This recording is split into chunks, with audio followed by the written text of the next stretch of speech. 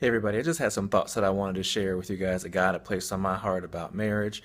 Because marriage can get a little tricky to navigate sometimes and it can be a little sticky, but it doesn't have to suck, right? So I just want to encourage somebody and hopefully you'll laugh a little bit, maybe kind of get the point that, the person that you marry didn't flip out and flip the script and change on you.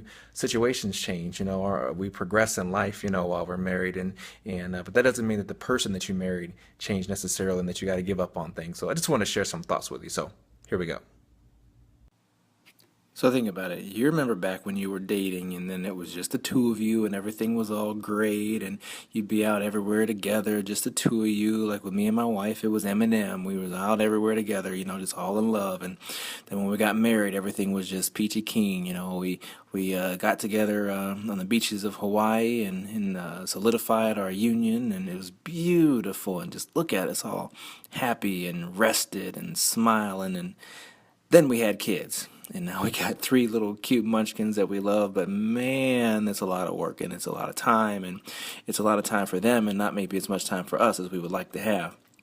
Do you remember when it was just the two of you and you would wake up looking like this? All rested and happy, getting 8 to 10 hours of sleep every night. And the only time that you didn't get that much sleep is because you decided to stay out later or you decided you had to get up early.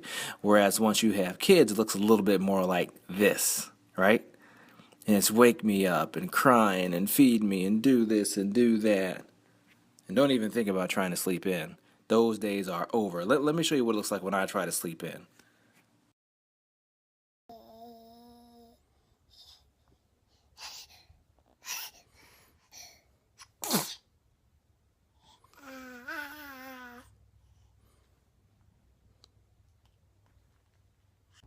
Did you see the look on my face?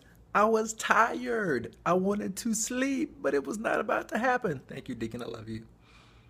And then think about this. Your time. Your time is not yours anymore once you got kids in the marriage too, right? So like before you got married, it looked a little bit like this. You spend a lot of your time at work during the daytime, but when you come home, then you can spend time hanging out and you can have sex and you can do whatever you guys want to do, right? It's just the two of you. And your weekends look a little bit like this, because again, now you don't have to go to work, so you can spend money and you can go out and hang out and you can still have sex and you can do all this spending money and going shopping and doing whatever the heck you want to do, right? That's basically what it boils down. You do 100% of what you want to do.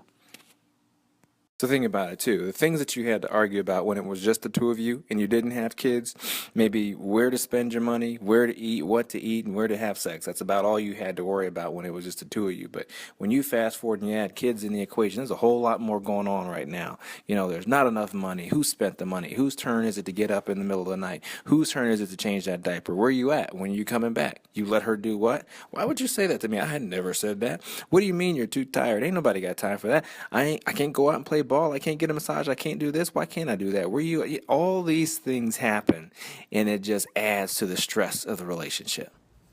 So add it up. You got less sleep, more responsibility, more stuff to get done. You're aggravated, you're tired, things are getting on your nerves. You got less intimate time.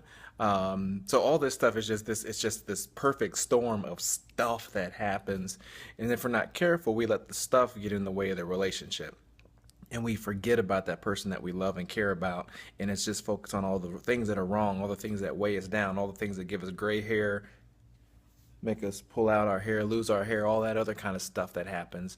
And again, and in the midst of that, you miss out on your partner, and you forget that person that's in this with you. You're not by yourself. You got somebody that's in there that you can depend on and lean on. So don't turn away from it. Draw closer together. A tight unit can battle that kind of stuff. Don't let the kids overpower you. The two of you together can take them.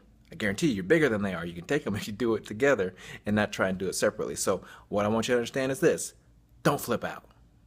I can't take these kids and this crazy man, and I can't take it. I can't take it.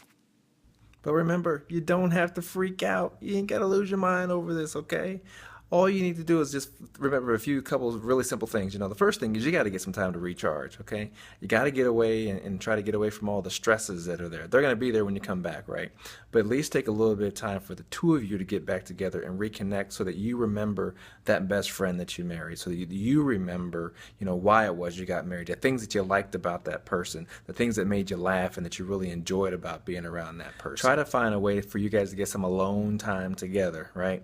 And sometimes that might mean, the two of you getting out together. Sometimes it might mean she goes out, you go out, fellas, but try to get some time to recharge a little bit. And yeah, I know not everybody has family in town to watch the kids. Not everybody has a babysitter, that you can rely on or something like that. But I got a little tip for you here. I'm going to show you this diagram. You see that right there? What that is, that's a drinking straw. That's right, a straw. So you can suck it up, son. Get it together. Figure out a plan. Make it happen, right? If you really want to get out and if you really want to spend time with that girl or with that guy, you will find a way. Remember, when you were dating, you found a way to get there and get the money and do whatever you had to do. Don't forget to do that while you're married. Whatever you got to do, get recharged. So remember, things can get a little rocky sometimes, and that's all right. That's all right. We work through that stuff. That's how you grow. It actually helps you grow a little bit closer together when you can get through it and you look back and you got a testimony of what God brought you through and what you guys did together. So it might get sticky, but don't worry about it. Don't stress. Don't run. Work it out. Stick it out. You can make it happen. You can do it. Believe me, I know. I've been there. You will make it through. God bless you guys.